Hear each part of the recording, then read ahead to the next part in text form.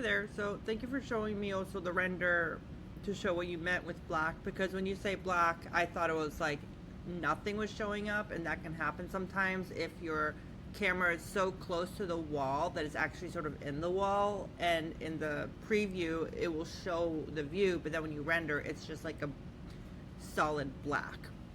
But in your case, the issue is that it's dark. And what I've found with these lights, and I can see that they're on, is that they actually don't provide as much lighting as some of the other fixtures. So what I would recommend is playing around with some of the other fixtures as well. So just off the top of my head, like let's say, I'm just gonna grab this one right here.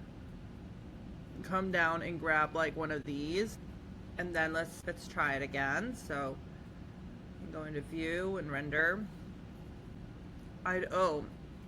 If you're using exterior sun artificials, it's not going to put as much emphasis on lighting the interior, so make sure you also are an interior sun and artificial.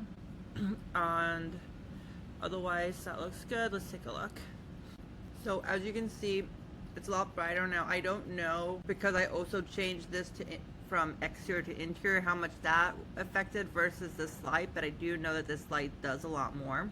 Of course, it's a little overexposed right now, but I imagine you probably had worked with this a little bit. So I'm going to go apply, and you can sort of bring it down so you can see again how bright that is. And this is, this is a lot better. Again, you don't have that many windows in here, so it makes sense that it's gonna have a lot more artificial light in the space. And then I don't have your bitmap images because I don't have those files, and that's why I'm not getting the patterns. But yeah, play around with making sure this is interior sun artificial, as well as a few other of the lighting fixtures can be helpful as well.